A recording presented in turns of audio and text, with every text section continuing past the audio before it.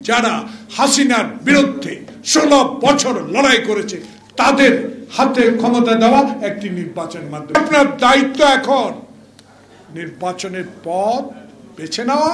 জুলাই বিপ্লবের হাজার ছাত্রকে পঙ্গু করে দেওয়া, আত্মহত্যা দেওয়া সেই লোকগুলোর কথা স্মরণ করেন, তাহলে আপনার এখন গুরু দায়িত্ব একটি, এদেশের মানুষের কাছে একটি নিরপেক্ষ নির্বাচন উপহার দেওয়া।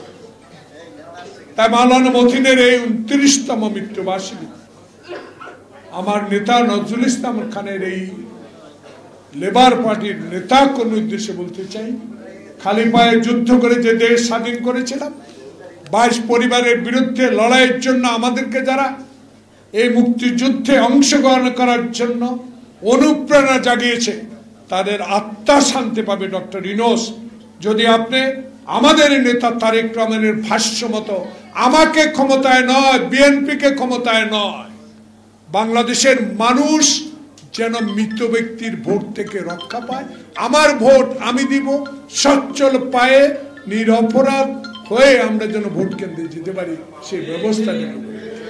কিন্তু আমি বুঝি কারের কাছে কারা গুনগুন করছেন, কি পররাষ্ট্র সচিবের চাকরি চলে যায়, কি করিডোর, কি মানবিক করিডোর, কি টেকনাফে যেতে দেন না। আর এগুলো নিয়ে নির্বাচিত সরকারকে দায়িত্ব দেন, তারা ঠিক করবে। আপনার এসব দায়িত্ব না, আপনার দায়িত্ব নির্বাচন।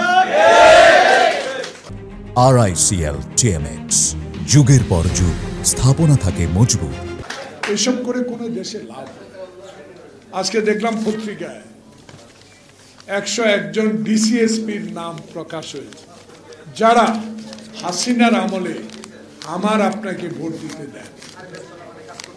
খালি নাম প্রকাশ।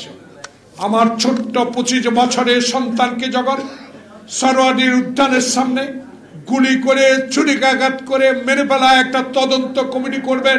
আব্দুল হামিদ চলে গেছে, তদন্ত কমিটি করবেন, লাভ কি? তদন্ত কমিটিকে নিয়ে আব্দুল হামিদের আনতে পারবেন? 70-এ আনতে পারবেন? কোনোদিন আনতে পারবেন।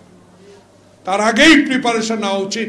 তার আগে আপনার দায়িত্ব এখন নির্বাচনের পথ বেছে নেওয়া এবং জনপ্রতিনিধি যারা হাসিনার বিরুদ্ধে 16 বছর লড়াই করেছে তাদের হাতে ক্ষমতা দেওয়া একটি নির্বাচনের মাধ্যমে।